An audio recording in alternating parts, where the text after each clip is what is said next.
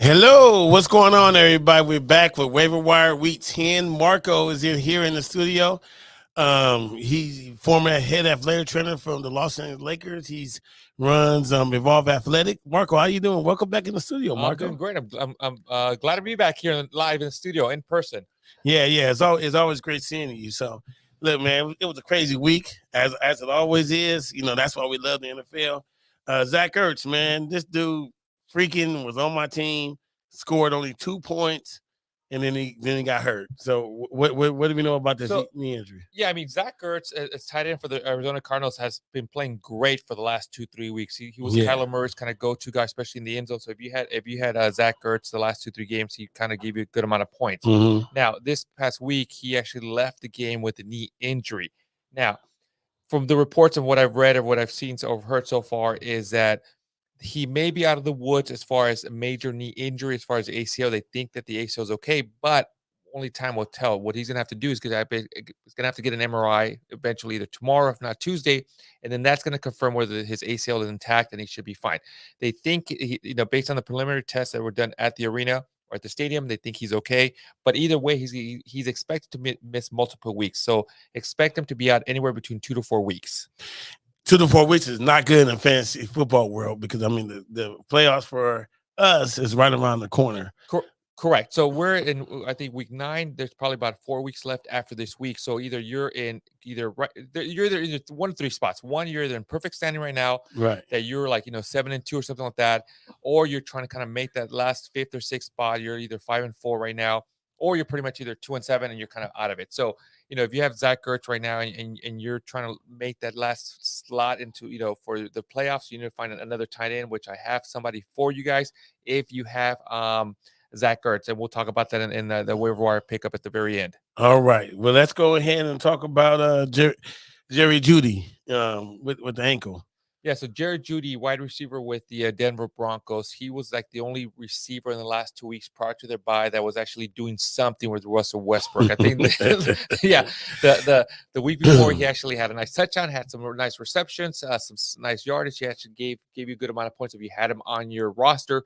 So everybody was expecting for him to be the guy that Russell Wilson was going to go throw towards to.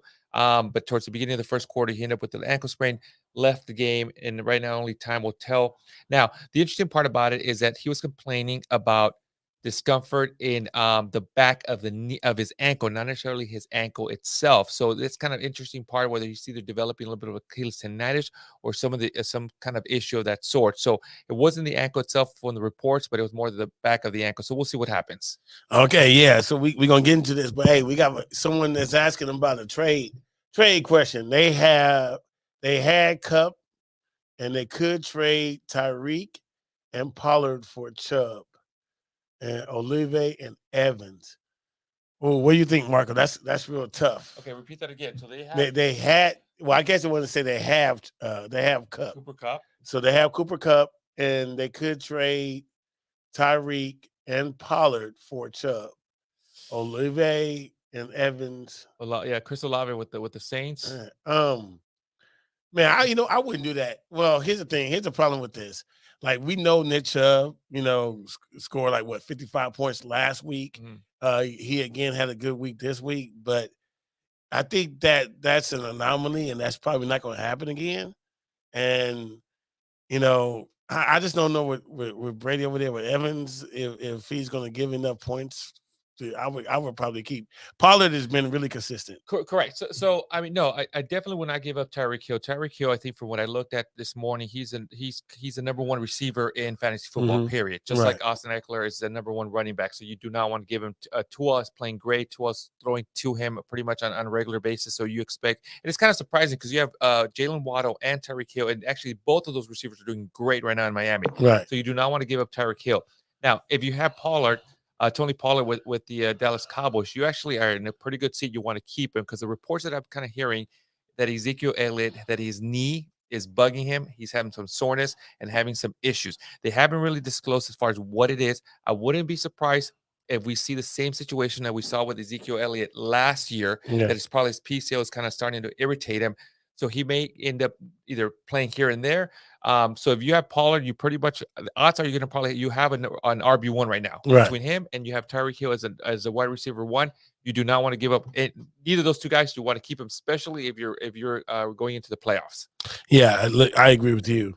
Let's get back over to the waiver wire. We have Khalil Herbert for he has a Chicago Bear with his hip.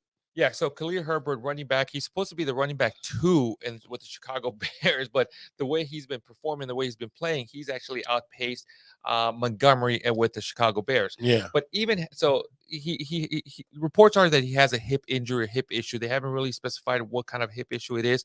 Hopefully, they're going to do an MRI either Monday or Tuesday, and then they'll tell us as far as what's going on that part. So the question is, do you pick up, or if you have Montgomery on your bench, you go and start him type of thing. The only issue with that is that Justin Fields has kind of taken over the RB1 spot. Right. He ran for I think almost 147 yards this weekend. Last weekend he ran for about 175 yards, 2 touchdowns. But so even then, Khalil Herbert and Montgomery are kind of a little bit of a RB2 secondary to Justin Fields type of thing right now. Yeah. Wait a minute. Hold on. Wait a minute. Big baby. Why would you trade Patrick Mahomes? For who? We need more context. What are you getting back if you're trading Patrick Mahomes? To trade he said, should I make a trade for a running back? Well, depends on what running back are you trading for? That's a big question. And then what running backs do you currently have? That's the other question. Are you in need of a running back? Patrick Mahomes, I think right now is probably the number one top 3 quarterback. He's not the Patrick Mahomes from last year where he kind of struggled. This year he's up there. I think what the Chiefs are 7-2. They're sitting pretty. Yeah, he's doing what he's doing. Yes, he's not. I know he scored me like over 45 points. Right. Yeah, he may not be the Patrick Mahomes from like 3-4 years ago where he actually got you yardage and he kind of ran, but he's being efficient right now. I mean, if you have Patrick Mahomes, that's a good quarterback to have. So I guess the question is, unless you're trading for. Well, here's the other question. Do you have a backup quarterback on your bench that you can kind of sub him in for? And are you trading for a running back like, let's say, Austin Eckler, or you're looking for like a Derrick Henry or something like that that's going to help you boost your lineup right now? So that's going to be the question on that part. I think, and the only way I would trade Patrick Mahomes is if I have Josh Allen. I mean, I think he's the only equivalent to a consistent amount of points we're going to get every week. I mean, Patrick Mahomes had 330 yards today through 4 touchdowns. Like, come on, man. Like, I don't know who you will be getting back. He said, "God looking at snagged as a backup, a QB behind Burrow." But this week, sheesh, do I start him against Atlanta next week or Burrow against Pitt? Who's the backup? I don't know who the backup is. Oh, he's now Fields as a backup. So he's asking, do we Fields or Burrow? Oh, you go with Fields right now. Yeah, no question about the way Justin Fields is playing right now. You want to ride Justin Fields all the way through. He scored this week? He scored about 39 points. Last weekend he scored about 42 points. Like I said, Justin Fields is the number 1 running back for the Chicago Bears. He's going to be running the ball. So if you have Justin Fields, you want to play. You go with Justin Fields. The issue with Joe Burrows right now is that he does not have his number 1 receiver, Ja'Marr Chase, and you saw this kind of what happened last week, where they had to kind of pretty much rely on Mixon, and Mixon got 5 touchdowns. Now Burrows did give you some points. He was consistent. He he didn't do anything bad or anything like that sort. He wasn't the traditional Joe Burrows that he threw the long ball. He has Tyler Boyd. He still has T. Higgins, but even T. Higgins and Tyler Boyd took a little bit of a hit because they kind of relied on Mixon type of thing. So that's probably going to be expected coming back for week 10, or week 11 when they come back, because they were in the bye this past weekend. So right now I'm actually all in on Justin Fields. I mean, I grabbed him also on the waiver wire about 3 weeks ago. I picked him up, and he's giving me 39 points, 42 points. Yeah. He's winning me. He himself has won me my last 2 weekends. So Yeah, I mean, I'm all in for Justin Fields right now. Yeah, it's funny you called him a running back because he passed to and he ran to. So that's what I'm saying. He does both. If you look at his stats this weekend, last weekend, he has more yardage, rush yards than Montgomery and Kyler Herbert combined, right, in each of those games. Yeah, which is interesting. So he's like the number 1 running back. Right. Yeah. So he did 42 this week in our league, and then 47 last week. So yep, and Justin Fields all the way. Looks like it for as far as you're saying. Now, if I don't know, that was a big baby question. If you had Mahomes and you have Justin Fields, and you want to trade Mahomes to get a good running back and still play Justin Fields, then by all means, I'm all for that one. Okay, cool. Let's go ahead and go. So Juju Smith has a concussion, regular normal concussion protocol. Yeah, so Juju Smith sustained he's officially in the concussion protocol, and just like that means he's expected to be there anywhere between minimum 5 days up to 7 days. That happened on Sunday, today, which is Sunday. So there's still a chance that he can play a week from now in week 11 type of thing. So it's just a matter of seeing how he progresses, how his symptoms perform, whether he starts participating in any type of limited practice or full practice. Hopefully, if he practices by Friday or Thursday, that tells us that he's actually starting to clear it. He should clear it by Saturday and maybe potentially play Sunday. But it's just a matter of waiting and seeing how his symptoms kind of proceed throughout this week. Yeah, so let's look at Cooper Kupp, man. These Rams, man, they got that strength of schedule, and everything is all bad for them this year. With that, Cooper Kupp has an ankle injury. Yeah, so Cooper Kupp, remember last weekend also he had a little bit of an ankle issue and an ankle injury, but he actually kind of came out of it. He played this past weekend type of thing. But this one, they're a little concerned that it might be a little more different than last week. They're actually concerned that he may end up missing a couple of weeks for this one. They're not sure the severity of it, but they are concerned it may be more of a second-degree sprain. Obviously, they're going to go ahead and do an MRI, but expect them to most likely to miss week 11, see how he does for week 12. But they're a little concerned about this one. Yeah, we have to see, but we definitely not going to drop him now going into our playoffs. The fantasy football playoffs are more. No, if you have Cooper Kupp, on your lineup, I'm sure he's one of your key components. He's probably has helped you win several games, and if you have Cooper Kupp as part of your roster, you're probably either anywhere between 5-4 or 6-3. So you're still in the hunt for the playoffs. Even if you have, you don't have a great running backs or great another great quarterback, but Cooper Kupp himself has produced enough points per game that you're at least competing every weekend. All right, let's go into Leonard Fournette. He has a hip pointer. What exactly is that? So the hip pointer, just like it sounds. So if you look at your hip, you have a little kind of bone that kind of sticks out right on the side, and oftentimes this is very common among football players, either running backs or receivers, and even quarterbacks, where they get hit, and it's almost like basically a bone contusion, a bone bruise to your hip bone type of thing. Now these are athletes, players can play through this. They can kind of sustain and go out there and play. It comes down to their pain tolerance. So the sports medicine staff will go ahead and put additional padding in the area. Now the ups and downs to that is that if they add additional padding to that area, a lot of running backs don't like that extra padding, because when they hold the football close to their body, and if there's an extra padding, it kind of makes it a little awkward for them to run and be able to move. So it's almost one of those things where they need to put enough padding in that area to protect that area, but not too much that's going to make the other running back feel awkward. So it's going to come down to pain tolerance, see how he moves, can he play, and then kind of go from on that part. So this is going to pretty much be a day-to-day thing. Okay, cool. So Justin Herbert, he has a potential concussion, so they don't want to say it yet. So is it his neck or his head? So here's the interesting part about this, and the reason why I put him on here now. Granted, he got hit in the head right before halftime. He went into the locker room early. He came back and actually finished the game. Now, the interesting part about this is that if you recall, Matthew Stafford last weekend had the same thing. They cleared him, and then all of a sudden Wednesday, he's like, oh, he's in the concussion protocol type of thing. Yeah. Now, that's understandable at the same time, because sometimes a lot of these concussion symptoms don't start appearing about maybe 24 hours to 48 hours after the injury has occurred, type of thing. So I can see kind of what was going on with just Herbert and what was happening with Matthew Stafford, because it's all subjective. The doctors and the training staff ask, hey, how do you feel? If they feel fine at the time, they go ahead and play. If they don't, then that's what happens. So I kind of threw him out there. It's just a matter of waiting and see how he does throughout the week. He may start having symptoms, tomorrow or Tuesday, and then they have to put him in the concussion protocol. If that's the case, then there's a chance that he may miss week 11 if you do have him. So it's just a matter of just trying to keep an eye on him. Okay, well, yeah, that's really crazy because you when they finish the game, and then especially the thing that happened with Tua earlier this season, so they do a double check. Correct, and then I think because of what happened to this year, everybody's being super cautious. They're going the extra mile. Yeah, that neurologist don't want to get fired for not doing nothing. That's what that is. So they're being extra conservative with all these concussions now. This year, it was kind of funny they say this because I remember that very next week when the whole tour happened. If any player just got tapped in the head, it was like concussion. Let's put him on the protocol. Let's put him on the protocol. Everybody was kind of, but I think it's something that it's just kind of opening everybody's eyes. Hey, we got to be a little more conservative. We got to be careful with these athletes, type of thing. Because like what happened to her. Yeah. All right. Well, we're going to go get into these updates of the previous injuries right after a couple commercials. You guys stay with us.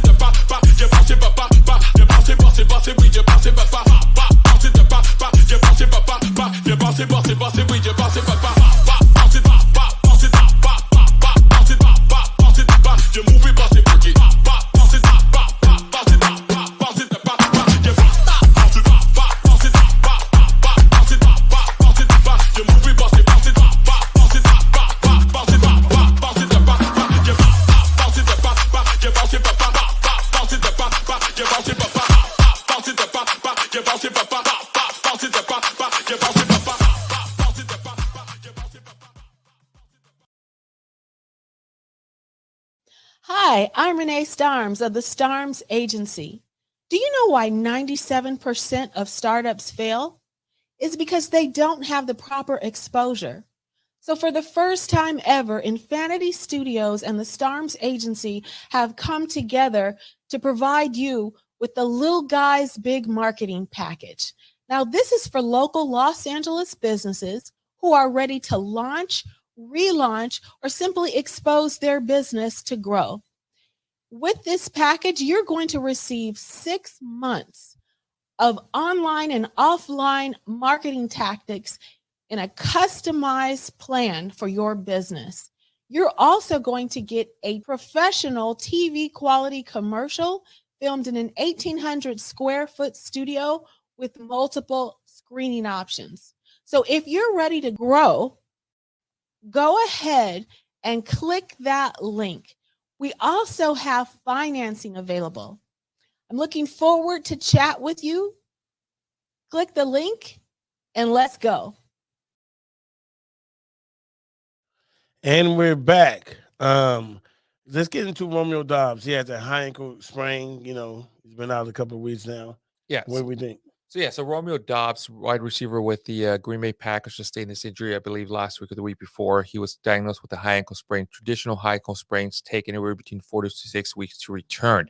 So if you had Romeo Doubs, as far as fantasy football season, it's going to be tough for him. He may not come back till maybe like week 13 or week 12, the earliest type of thing. So depending on where you're at in the playoffs or the playoff hunt, he may not even help you. Or if you're sitting pretty, you can kind of hold on to him. And if you do have an IR spot, you can put him in the IR spot and hopefully be back for the fantasy football playoffs if you're already kind of lined up for that. Right. So Ja'Marr Chase, he's out 4 to 6 weeks with a hip injury. So go ahead, drop him. Yeah. So here's the interesting part about it. For Ja'Marr Chase, now the 4 to 6 weeks, that's what's estimated. So it's not sure exactly what's going to happen. They haven't really spoken as far as the specific type of injury that he has, whether he has an impingement hip or anything of that sort, or whether he has any type of like a bone spur, anything that's kind of irritating the hip. But it's tough. It's tough to kind of it's tough for me to say to drop him. Like I said, if you are sitting pretty in the playoffs, if you're I'm dropping him. You're dropping. If you're 7-2 right now, you want, and then you have an IR spot, you put him in the IR spot and hold on to him. But if you're like 2-7, you're 4-5 right now, and you need another receiver, there's some up there. It's Ja'Marr Chase, though.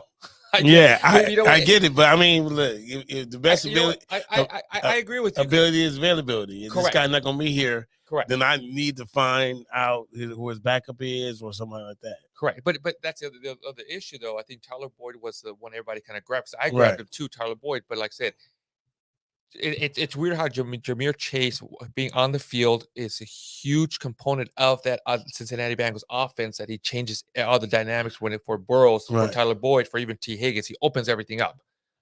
So we'll see. Yeah, well, I'm telling you all what I'm doing. Man, you guys going to have to take that advice.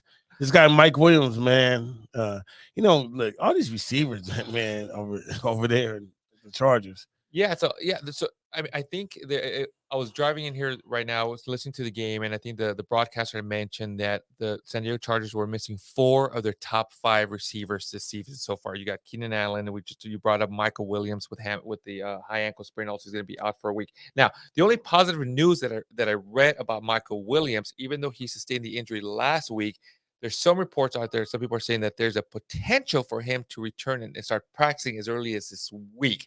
That's a little surprising. Hopefully that is the case, but just because he practices in limited basis doesn't mean he's going to play in week 11. He may not return to week 12 or week 13, but there's some positive news for Mike Williams. Keenan Allen, on the other hand, he hasn't played since week 1. Look, I think, Marco, you should go out there and give him your resume and get him back on the field. I think you're the man for the job, man. And see what's going on. I mean, you got Keenan Allen. You had, oh my God, Goitom that's out with the ACL. I mean, the Chargers are hurting for wide receivers. I'll take that as a no comment. We'll go on. Darren Waller, man, these Raiders, man, they I'm actually a Raider fan, so it's really a hard season for me. But what's up with this hamstring strain, man? Yeah, so they've officially put him on IR. They put him on. They put Darren Waller on IR, which that means that he's going to be out a minimum of 4 weeks. Period. So you're not looking for him to return to week 13 or so. And again, if you're 4-5 right now, you're looking for a tight end. He's not going to help you try to make that sneak into the playoffs. So you, like you mentioned, you either might as well drop him, or if you have an IR spot in your roster, put him in the IR spot. But he's not going to help you if you're struggling at that 4-5 right now. You're 5-4, and then so now you're 7-2. Fine, you keep him. You'll be ready for the fantasy football playoffs, and then hopefully. But I mean, I feel for you and all Raider fans. I mean, the last three weekends, I think the Raiders have been up going into like into the half, and just it's pretty depressing, man. And then that's it. It just falls apart. I'm getting the feeling that you're 7-2 in a lot of your leagues, man. Can you keep on mentioning that number? No, surprisingly, I'm 7-2 in one of them. 5-4 in one of them, and actually I'm 2-7 under the third one. Oh, okay, good.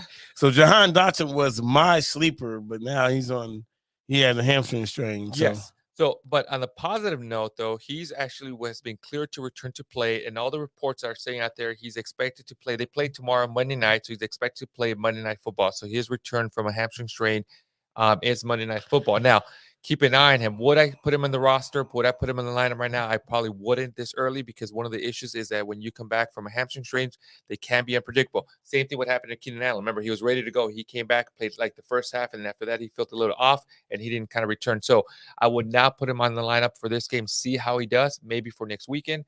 But there's positive signs that he's scheduled to return. Yeah, well, let's see what he does. But yeah, I agree with you. I probably wouldn't play him because he may just go right back out. Mm-hmm. Let's get into Mark Andrews over the Baltimore Ravens. He has a knee and shoulder injury. Correct. So he had a knee issue, I think, week 8, and then he ended up having a shoulder issue the week after that. Now, the good news for the Baltimore Ravens and for Mark Andrews fans, or Mark Andrews, if you have Mark Andrews in your fantasy football league, is that they had a bye week this past weekend. So he's had some time to rest. He's had some time to heal. Now we got to see how he prepares for the upcoming week, whether he participates in the practice, whether he's limited or full participant. Hopefully he returns to play. I need him because I have him in one of my leagues. He's been a great tight end. He's the number 2 tight end in the NFL type of thing. So it's just a matter of waiting and see what happens for this upcoming week. All right, let's go over to Mike Boone, running back for the Broncos with his ankle injury.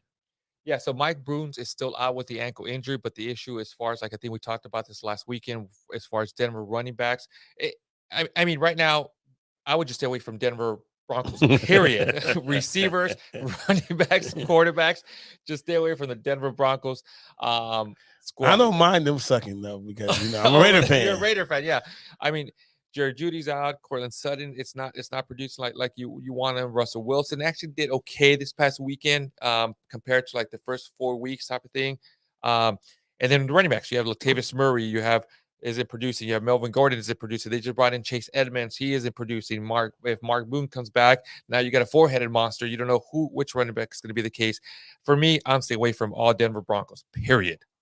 Yeah. So let's go ahead over to the waiver wire pickup of the week. We have a decent amount of sleepers. We actually have somebody that's not now anybody's roster. He's on 0% on the rosters. So now this is with a little asterisk type of thing, even like I mentioned, as far as keep away from all wide receivers for Denver Broncos. So I have three potential waiver wire pickups for you guys if you guys need one. The first one, if you're in need for a running back, if you're looking for a running back, you want to look at a Rashard White running back with the Tampa Bay Buccaneers. That is if Leonard Fournette if he doesn't end up playing week 11. You want to go ahead and grab him. He's only rostered in about 24% of the leagues on ESPN. He went off today when Fournette went out of the game. I think he rushed for over 100 yards, type of thing. So he's available in over 24 and over 70% of the leagues out there. So go ahead and grab him if you're in need of a running back. Now, wide receiver, like I said, even though I said stay away from Denver Broncos wide receivers, if Jerry Jeudy is out for a period of time, you want to go ahead and grab Kendall Hinton. He's the other backup receiver for the Denver Broncos. I think when Jerry Jeudy went out, he had, I believe, 8 receptions on that part. So Russell Wilson's kind of looking for him. You would think he'd be looking for Cortland Sutton, but he's not. He actually targeted this receiver from the part. So if you're looking for a receiver, you may want to look into the Denver Broncos. Now, my key one that if you want to look at, if you're in need of a tight end, especially if you have Waller, is you want to go look at Cole Kmet. For some reason, Justin Fields is throwing to this guy in the red zone. Cole Kmet has had 5 touchdowns in the red zone, 5 touchdowns the last 3 games. He had 1 3 weeks ago, 2 today, and then 2 last weekend. So Justin Fields is just targeting Cole Kmet. So if you're looking for a tight end, grab Cole Kmet. He is available. He's only rostered in, I believe, 38% of the league. Yeah, so 38%. over 60%. All right, so look, we Jefferson, with the Rams, especially with Cooper Kupp getting hurt, looks like he may be a decent pickup. He's only in 6% of the roster. So what do you think? I agree with you. I mean, he's only rostered in 6.9% of the leagues. I think when Cooper Kupp left, I think if I'm not mistaken, Van Jefferson actually received a touchdown this past weekend. So you expect him now. You would think Allen Robinson would be the guy, but like I said, when Matthew Stafford comes back, he knows Van Jefferson. He played with Van Jefferson last year versus Allen Robinson. So I expect Van Jefferson's production to go up. I expect him to receive more targets, especially if Cooper Kupp is going to be out. And all signs tell that he's going to be out at least minimum 1 week, if not anywhere between 2 to 3 weeks. All right. So what do you think about Darius Slayton? Is it a safe pick? He's a 5% roster. He's actually played well the last 2 weekends. I think this weekend he received he scored a touchdown from the quarterback down there with the New York Giants. I don't think he went over 100, but he went up there about maybe 89 yards. He had about 8 targets. He's had great 2 weekends in a row type of thing. So if you're looking for another receiver, kind of like a flex position, Darius Slayton with the wide receiver with the New York Giants would be a great pick. All right, well, look, that's it for our pickup of the week. And you guys, we gave you guys a lot. We gave you guys 5 people this week, right? So Don't blame us if you guys didn't pick them up. They go off, go off, and then you don't win in the following week. Hey, so look, that's it for the Waiver Wire today. I want you guys to follow us on Instagram at Waiver Wire Pod, TikTok Waiver Wire Podcast, and so that we're going to give you more updates throughout the week as soon as we get them. For today, Marco, Money Mike, thank you guys. We'll see you next week.